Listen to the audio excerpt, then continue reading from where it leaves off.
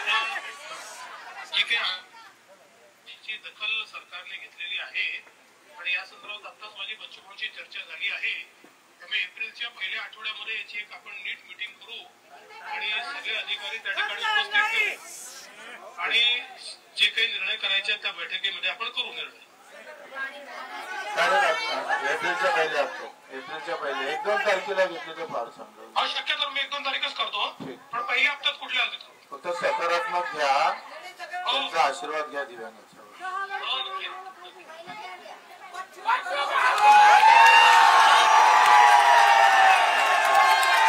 जसं की शेतकरी बांधवांनो नुकती तुम्ही ती व्हिडिओ क्लिप्स इथे आता बघितली, त्याच्यामध्ये जे की मुख्यमंत्री महोदयांनी थेट जे की बच्चूभाऊ कडू यांना कॉल करून त्यांना एक आव्हानात्मक आश्वासन दिलेलं आहे की एप्रिलच्या पहिल्या आठवड्यातच आपण कर्जमाफीसाठी एक महत्त्वाची मीटिंग तिथे आयोजित तिथे करणार आहोत आणि त्याच्यातून जेवढ्या पण तुमच्या सर्व काही मागण्या असेल त्या सर्व मागण्या आपण तिथे पुढे ठेवून त्याच्यावरती योग्य तो निर्णय लवकरच घेऊ आणि खास करून कर्जमाफी या विषयावरती आपण जे की शेतकऱ्यांना दिलासा देण्यासाठी नक्कीच कर्जमाफीचा निर्णय तिथे जाहीर करू असं त्यांनी कॉलिंगच्या माध्यमातून म्हटलं आणि तुम्ही ती व्हिडिओ क्लिप देखील ते आता ऐकली असेल।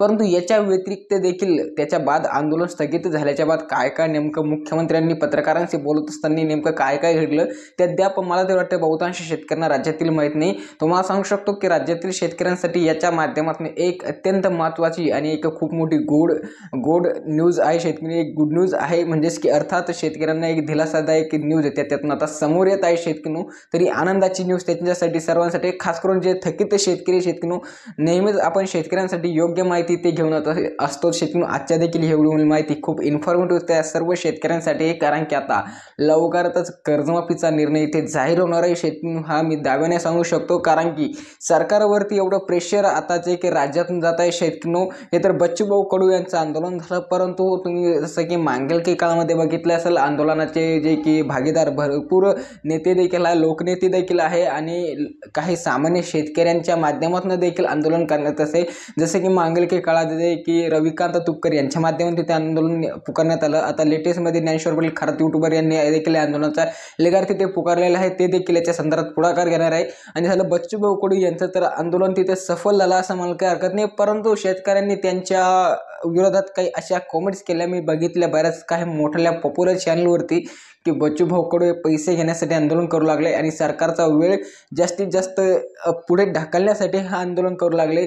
मला तरी वाटतं शेतकऱ्यांच्या अशा कमेंट्स आहे की आम्हाला तरी वाटतंय की मुख्यमंत्र्यांनी फोन करून त्यांना सांगितलं की तुम्ही आंदोलन करा, मी तुम्हाला कॉल करेन, परंतु असं काहीच नाही मित्रांनो। बच्चूभाऊ कडू जे की शेतकऱ्यांसाठी रात्रंदिवस झटणारे एकमेव नेते आहेत, ते आता कोणतेही सत्तेत नसताना ते यावेळेस MLA म्हणजे आमदार केलं, त्यांचं पराभव देखील तिथे झालेलं आहे। शेतकरी ते प्रहार संघटनेचे अध्यक्ष आहे। आता नेमकं शेतकऱ्यांसाठी काय ती महत्त्वाची न्यूज आहे आणि नेमकं काय मुख्यमंत्र्यांनी याच्या संदर्भात उत्तर दिलेलं आहे, खास करून जे की अजित पवार यांची आणि मुख्यमंत्र्यांची एक छोटीशी मीटिंग तिथे झालेली आहे, त्याच्याच माध्यमातून हा सर्व काही माहिती आणि एक निर्णय तिथे समोर येऊ लागले, तेच तुम्हाला मी या व्हिडिओच्या माध्यमातून ते सांगणार आहे।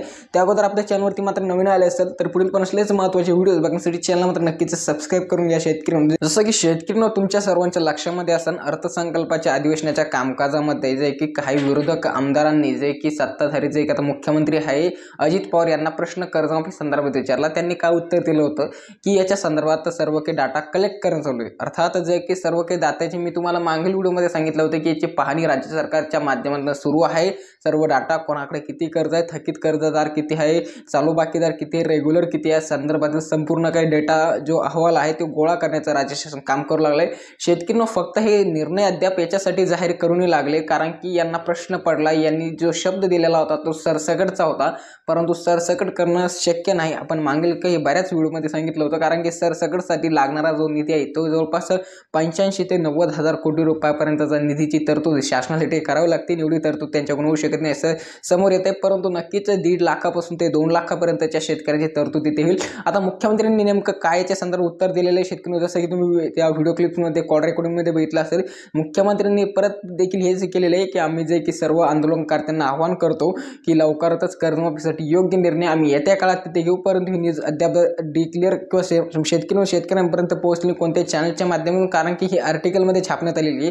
तुम्हाला सांगू शकतो की त्यांनी हेच आव्हान दिलेले, आश्वासन दिलेलं आहे की लवकरच एप्रिलच्या पहिल्या आठवड्यातच शेतकऱ्यांच्या कर्जमाफीसाठी योग्य निर्णय तिथे घेण्यात येईल, अशी माहिती जी की मुख्यमंत्री महोदयाने तिथे दिली।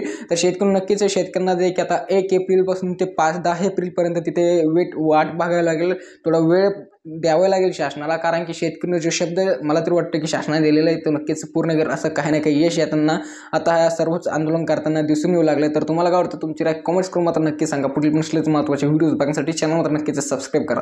तर मिळूया का नवीन व्हिडिओमध्ये, तोपर्यंत खूप खूप धन्यवाद।